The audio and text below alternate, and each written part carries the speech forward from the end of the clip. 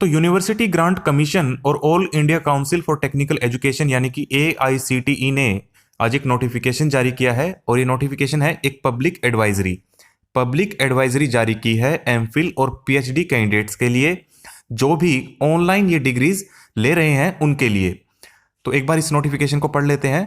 In order to maintain the standards for the award of PhD degrees, the UGC has notified UGC minimum standard for procedure and award for award of MPhil PhD degrees regulation 2016. It is mandatory for all Indian higher education institutions to follow UGC regulations and its amendments for awarding PhD degrees. तो देखिए, कोई भी institute अगर PhD की degree और MPhil की degree देना चाहता है तो उन्हें यूजीसी द्वारा जारी की गई रेगुलेशंस को पूरा करना होगा। ये रेगुलेशंस जारी की गई थी 2016 में, और उसके बाद कुछ अमेंडमेंट्स भी हुई हैं। तो जो भी इंस्टीट्यूट पीएचडी की डिग्री और एमफिल की डिग्री देना चाहता है उन्हें यूजीसी के जो रेगुलेशंस हैं उन्हें मानना होगा। Students and public at large are hereby advised not to be misled by advertisements for online PhD programs offered by edutech companies in collaboration with foreign education institutions.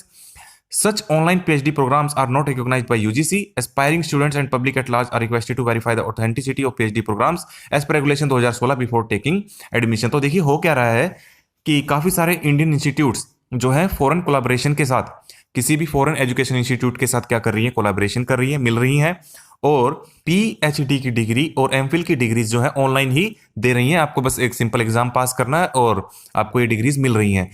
ये degrees जो हैं UGC द्वारा मान्यता प्राप्त नहीं है, आगे आपको दिक्कत होगी। इनको सिरे से नकार रही है यूजीसी। वो कह रही है कि जब तक कोई भी इंस्टीट्यूट जो है minimum standard and procedure for award of MPhil या पीएचडी डिग्री रेगुलेशन 2016 को पूरा नहीं करती है, वो अभी मैं आपको दिखा दूंगा वो नोटिफिकेशन भी, जिसमें सारी ये गाइडलाइंस दी गई हैं। जब तक ये इंस्टीट्यूट उन गाइडलाइंस को पूरा नहीं करेंगी तब तक ये डिग्रीज मान्य नहीं होंगी। तो इस बात का आपको ध्यान रखना है। ऑनलाइन जो भी डिग्री अगर आपको मिल रही है तो सबसे पहले आप जांच लें कि ये रेगुलेशंस पूरी करते हैं या नहीं। इससे पहले भी यूजीसी ने एक नोटिफिकेशन जारी किया था अगस्त 2022 में, वो भी मैं आपको दिखा देता हूं। तो आप देख सकते हैं इससे पहले भी यूजीसी ने एक नोटिफिकेशन जारी किया था 23 अगस्त 2022 को। Precautions to be taken by the students before enrolling for programs offered under open and distance learning and और ऑनलाइन लर्निंग मोड।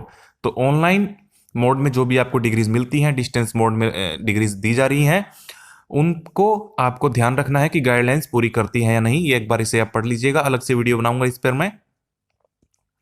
तो ये सभी गाइडलाइंस जो है पूरी होनी चाहिए, आप एक बार देख लीजिए। और इसी तरह से जो है पीएचडी और एमफिल की डिग्री के लिए भी जो है गाइडलाइंस जारी की गई है 2016 में, वो मैं भी आपको दिखा देता हूं।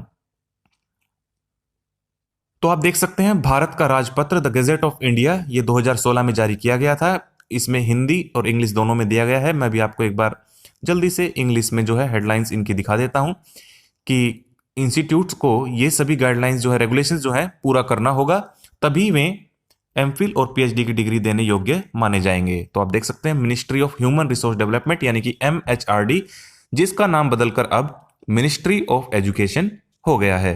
तो university grant commission minimum standard and procedure for award of MPhil PhD degrees regulation 2016, ये सभी मानक जो है इन्हें पूरा करने होंगे इंडियन इंस्टीट्यूट को, जो भी ये ऑनलाइन डिग्रीज दे रही हैं डिस्टेंस मोड में, अन्यथा मान्य नहीं होगी। Eligibility criteria for admission to the MPhil program, तो यही वाले क्राइटेरिया जो है रखने होंगे, तभी आपकी डिग्री मान्य होगी। एक बार इसे आप पढ़ लीजिए, अलग से वीडियो बनाऊंगा, इसमें फिर काफी बड़ी हो जाएगी ये video.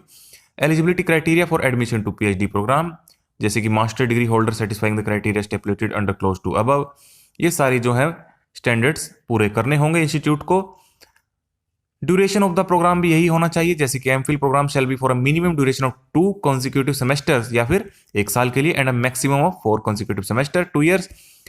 PhD program shall be for a minimum duration of 3 years including course work and a maximum of 6 years, इतना ही होना चाहिए। प्रोसीजर फॉर एडमिशन भी जो यहां पर बताया गया है वही होना चाहिए।